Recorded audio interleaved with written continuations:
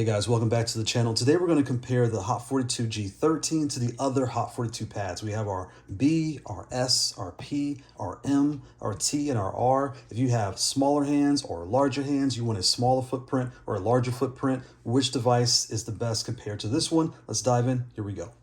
So let's start with the mini. This is the B16 and the G13, right? So we're gonna do the paper test first. So those that watch my channel know we do the paper test. What is that? You take a standard piece of American paper, 8.5 by 11, and in this case, you're gonna fold this in half, and that is roughly the size of the G, right? And then with the B, you're gonna take a piece of paper, fold it 3 ways, right? When you lay it on top, you can see it's roughly the size of that. And why would you do that? Well, if you're at home and you've never touched these before, this tells you how much space you're gonna have to play on and will your hands fit and what it's gonna be like when it's in your house. So you wanna place it on your lap or on a desk, just put this on your lap, put it on your desk, and that'll compare what it is, all right?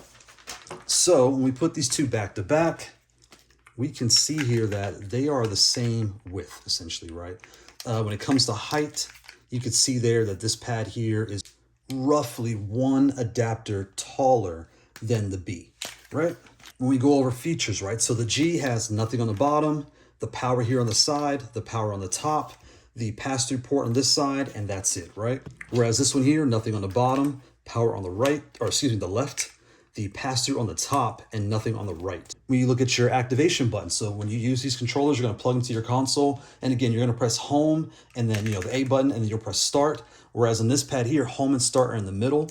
So then we look at the layout, right? So the buttons here, we have our standard leverless layout.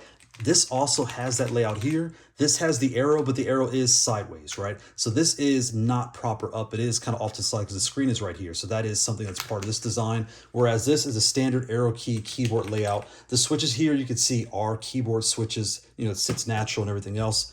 These here are your standard leverless flat top. When it comes to the feel of the different devices, the switches underneath are exactly the same, right? So they both have, I believe these are Cherry MX, I believe. It says in the description when you go to the product page, but again, they have the same switches. So when you're playing with them, they do feel very familiar. The only difference is for folks with larger hands, if you're looking for a compact pad, since these are keyboard switches, you can see it kind of like rises up and down like this. If your hands are big, you will feel it on your finger. But again, I wear a triple X riding glove, so I feel it. Most people will not notice that at all, so it's not an issue, but just something I noticed. Playing with the devices, they feel really nice. This has all the 16 buttons just like this. It's just slightly different layout. And yeah, so if you're comparing these two, the switches will essentially feel the same, right? When it comes to how they sit in the table, they are essentially the same width. This one is slightly taller by about an adapter. These button caps here is one large and all smalls across the whole pad. These are the longers, and these are all the standard size keyboard switches across the rest of the pad. And it does come with extras where you can put long wherever else you want them to be. So if you're looking at these two, you have the B and you just want something a little bit bigger but feels the same, go to the G. If you have the G but you need something a little bit smaller, right, go down to the B and you'll be happy as could be. You'll be set to go. Thanks for watching. Bye.